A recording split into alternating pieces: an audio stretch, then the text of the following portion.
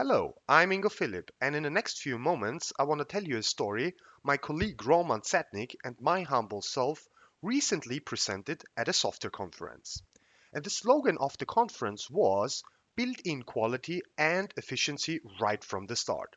So when we as testers, as plain testers, read that message, we immediately think about continuous testing. And that's the story we're going to talk about. So we want to show you how to master continuous testing based on a Swiss customer project we've carried out the last year in the banking sector. So then, based on that project, we want to show you how we've managed to loop through the delivery cycle depicted here most efficiently and most effectively to establish a valuable link between development and operations at the end of each iteration. Now then, let's start right at the beginning, that is in the planning segments, where requirements were usually derived.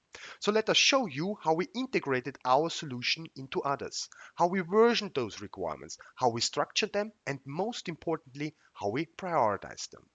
First, the requirements management in this project happened in Jira Agile. The captured requirements were, in turn, kept in sync with our solution over the course of the whole project. The top-level requirements shown here represent the individual departments of that company, such as financial security, credit management, and insurance management.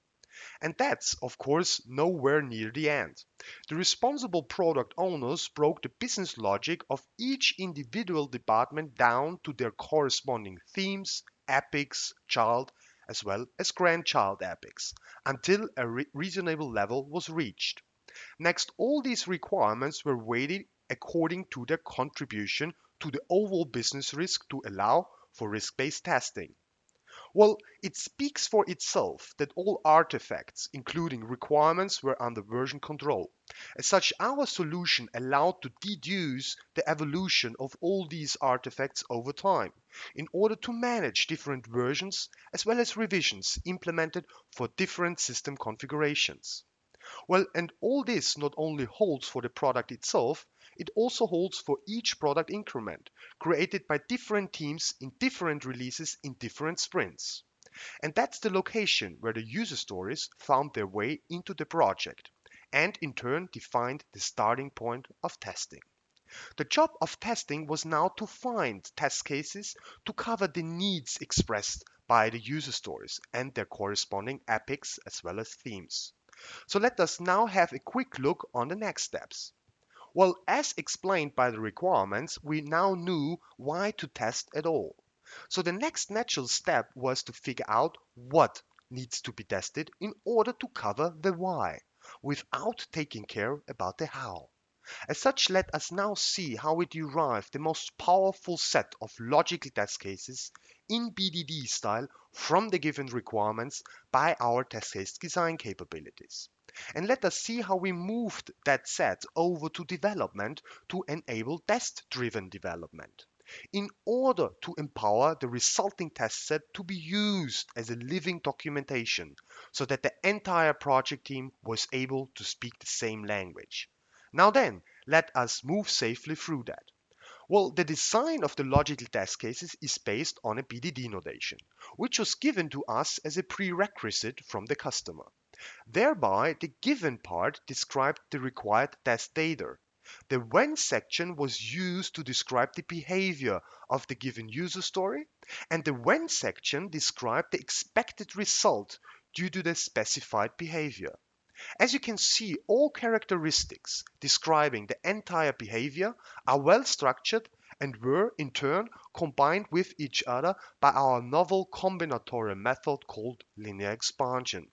And this enabled us to automatically create logical test cases in such a way that each and every individual test case has a crystal clear test objective to reduce the maintenance to its absolute minimum. Now, what happened next?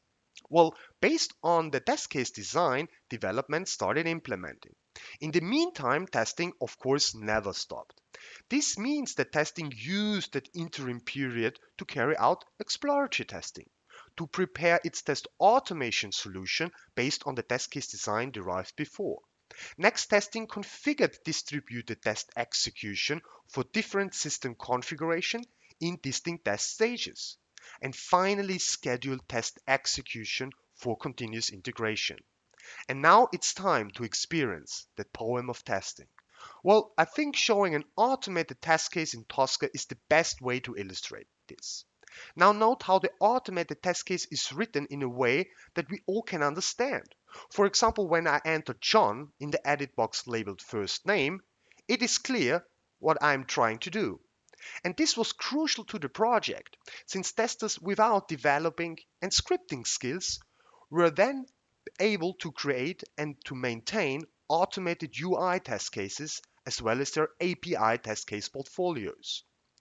Following this, the automated tests were executed in a smoke, integration, system integration, and acceptance environment for three different end-user system configurations, simulating three distinct end-user locations in Singapore, Switzerland, and the United States. This was done in order to account for the correct integration of, for example, different CRM and risk management solutions in these geographies. So, what happened next? Well, after development completed at least a single user story, the integration happened. In our project, that happened both several times a day on demand and in periodic time intervals. But whenever that build process happened, our functional automated tests were triggered automatically by Jenkins.